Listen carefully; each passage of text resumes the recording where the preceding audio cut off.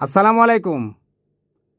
ঝিনাইদহের মহেশপুরের ইউএনও খাদিজা আক্তার স্বাধীনতা দিবসের আলোচনা অনুষ্ঠানে আমাদের 1971 সালের কিংবদন্তি স্বাধীনতার ঘোষক বীর মুক্তিযোদ্ধা বীর উত্তম সাবেক সেনাপ্রধান সাবেক প্রেসিডেন্ট স্বর্গবাসী মরহুম জিয়াউর রহমানকে স্বাধীনতার ঘোষক বলে আলোচনা অনুষ্ঠানে আলোচনা না করায় আমাদের বিএনপির নেতাকর্মী ভাইয়েরা ওরা ক্ষিপ্ত হয়ে জুতা মিছিল ঝাড়ু মিছিল করছিল।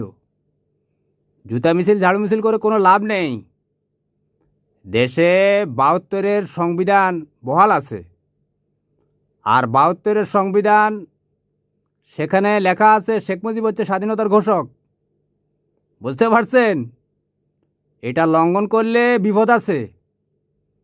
ওই যে ভারতীয় বায়ুসেনা শেখ হাসিনা বলছে না, টুস করে ঢুকে পড়বে, ওর বায়ুসেনারা বলছে শেখ হাসিনা এখনও নাকি বাংলাদেশের প্রধানমন্ত্রী। অথচ নির্বাচনের আগে তো অন্তর্বর্তী সরকারের প্রধান উপদেষ্টা মিস্টার ইউনূস সাহেব সরকার চালিয়ে গেছেন। নির্বাচনের পরে mister prime minister Tarique Rahman দেশ চালাচ্ছেন। এখনও আওয়ামী লীগ স্বপ্নদোষে আক্রান্ত।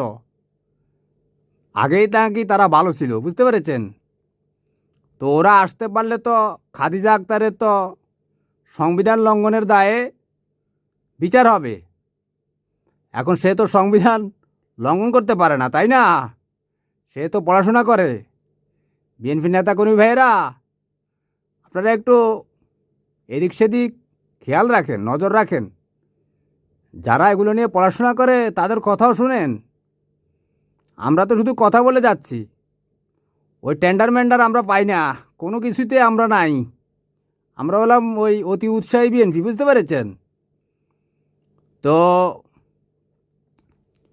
সাবেক কতগুলো খেতাব শহীদ প্রেসিডেন্ট জিয়াউর রহমানের, ওনার ত্যাগ কিন্তু বলা শেষ করা যাবে না।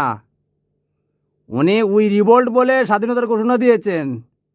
যদি বাংলাদেশ স্বাধীন না হতো, সেনাবাহিনীতে বিদ্রোহ করলে কি হয় জানেন তো?